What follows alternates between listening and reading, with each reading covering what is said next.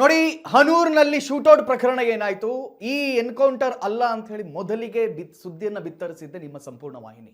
ಈ ಸಂಪೂರ್ಣ ವಾಹಿನಿ ನಾವೇನು ಅನುಮಾನಗಳನ್ನು ವ್ಯಕ್ತಪಡಿಸಿದ್ವಿ ಅದು ಸತ್ಯ ಆಗುವ ಎಲ್ಲಾ ಲಕ್ಷಣಗಳು ಕಾಣ್ತಾ ಇದೆ. ಯಾಕಂತ ಹೇಳಿದ್ರೆ ಹನೂರ್ನಲ್ಲಿ ರೈತರನ್ನ ಗುಂಡಿಟ್ಟು ಕೊಂದ್ರ ಅನ್ನುವಂತ ಪ್ರಶ್ನೆಯಲ್ಲಿ ಎದೆಯಲ್ಲಿ ಸೀಳಿದಂತ ಗುಂಡು ಹೃದಯ ಶ್ವಾಸಕೋಶ ಛಿದ್ರವಾಗಿದೆ ಅಂತೆ. ಶಾರ್ಟ್ ಗನ್ ನಿಂದ ಗುಂಡಿನ ರಭಸಕ್ಕೆ 4-5 ಪಕ್ಕೆಲುಬುಗಳು ಪುಡಿ ಆಗಿವೆ. ಆಬ್ವಿಯಸ್ಲಿ ಶಾರ್ಟ್ ಗನ್ ಅನ್ನುವಂಥದ್ದು ಬಹಳ ಶಾರ್ಟ್ ರೇಂಜ್ ನ ಗನ್. ಅದು ಆ ಬುಲೆಟ್ ಪೆಟಲ್ಸ್ಗಳು ತುಂಬಾ ದೂರ ಇದ್ರೆ ಅದು ಹೋಗಿ ಅಷ್ಟು ಸುಲಭದಲ್ಲಿ ಹೊಡೆಯಲ್ಲ. ಇಷ್ಟೆಲ್ಲ ಪಕ್ಕೆಲುಬುಗಳು ಛಿದ್ರವಾಗಬೇಕಾದ್ರೆ ಬಹಳ ಹತ್ತಿರದಿಂದ ಕ್ಲೋಸ್ ರೇಂಜ್ ಇಂದ ಅವರಿಗೆ ಶೂಟ್ ಮಾಡಲಾಗಿದೆ ಅನ್ನೋದು ಸ್ಪಷ್ಟವಾಗಿ ಇಲ್ಲಿ ತಿಳಿತಾ ಇದೆ. ಅತ್ಯಂತ ಸಮೀಪದಿಂದ ಗುಂಡು ಹಾರಿಸಿರುವುದು ದೃಢಪಟ್ಟಿದೆ. ಕ್ಲೋಸ್ ರೇಂಜ್ ಶಾರ್ಟ್ ಗನ್ ನಿಂದ ಎನ್ಕೌಂಟರ್ ಮಾಡಿತು. ಶಾರ್ಟ್ ಗನ್ ನಾನು ಹೆಚ್ಚೇನು ಎಕ್ಸ್ಪ್ಲೇನ್ ಮಾಡಲ್ಲ. ಈ ಪಬ್ಜಿ ಆಡುವಂತ ಮಕ್ಕಳ ಹತ್ರ ಹೋಗಿ ಕೇಳಿ ಶಾರ್ಟ್ ಗನ್ ಬಗ್ಗೆ, ಅವರೇ ಎಕ್ಸ್ಪ್ಲೇನ್ ಮಾಡಿಬಿಡ್ತಾರೆ. ಶಾರ್ಟ್ ಗನ್ ಅನ್ನೋದು ಶಾರ್ಟರ್ ರೇಂಜ್ ಅಲ್ಲಿ ಮಾತ್ರ ವರ್ಕ್ ಆಗುತ್ತೆ. ತುಂಬಾ ದೂರದಿಂದ ಹೊಡೆದ್ರೆ ಇಷ್ಟು ದೊಡ್ಡ ಮಟ್ಟಿಗೆ ಘಾಸಿ ಆಗೋಕೆ ಸಾಧ್ಯ ಇಲ್ಲ. ಒಬ್ಬ ಮನುಷ್ಯನ ದೇಹದಲ್ಲಿ ಅನೇಕ ಪಕ್ಕೆಲುಬುಗಳು ಮೂಳೆಗಳು ಮುರಿದಿವೆ, ತೊಡೆಯ ಮೂಳೆಗಳು ಮುರಿದಿವೆ.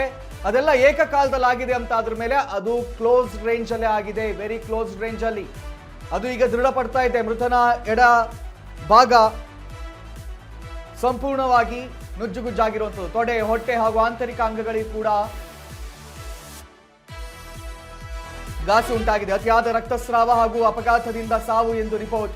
ಪೋಸ್ಟ್ ಮಾರ್ಟಮ್ ವರದಿ ಬಳಿಕ ಪೀಟರ್ ಅಂಡ್ ಕುಮಾರ್ ರವರ ರಿಪೋರ್ಟ್ ಈಗ ಬಂದಿರುವಂಥದ್ದು. ಕುಮಾರ್ ಅವರ ರಿಪೋರ್ಟ್ ಅಲ್ಲಿ ಸಾಬೀತಾಗಿದೆ. ಹಾಗಾದ್ರೆ ಅಲ್ಲಿ ನಡೆದಿದ್ದು shoot, that is not an encounter at all, that is something else.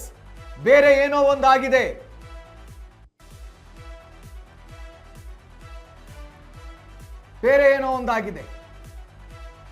In case of ಹೊಡೆದ್ರು ಕೂಡ ಕೂಡಲೇ ಅವರನ್ನ ಆಸ್ಪತ್ರೆಗೆ ಕರ್ಕೊಂಡು ಬರಬಹುದಾಗಿತ್ತು.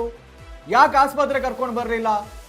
ಅಂತ ಸಮಯದಲ್ಲೂ ಕೂಡ ಆಸ್ಪತ್ರೆಗೆ ಕರ್ಕೊಂಡು ಬಂದ್ರೆ ಬದುಕುವಂತಹ ಲಕ್ಷಣಗಳು ಹೆಚ್ಚಿರುತ್ತೆ. But why? ಯಾವ ಕಾರಣಕ್ಕೆ ಅವರನ್ನು ಆಸ್ಪತ್ರೆಗೆ ಕರ್ಕೊಂಡು ಹೋಗಿ? ಅನೇಕ ಪ್ರಶ್ನೆಗಳು ಇಲ್ಲಿ ಹುಟ್ಕೊಳ್ತಾ ಇದೆ. ಇದು ಎನ್ಕೌಂಟರ್ ಅಥವಾ pre planned cold blooded murder ಅನ್ನುವಂತ ಪ್ರಶ್ನೆ.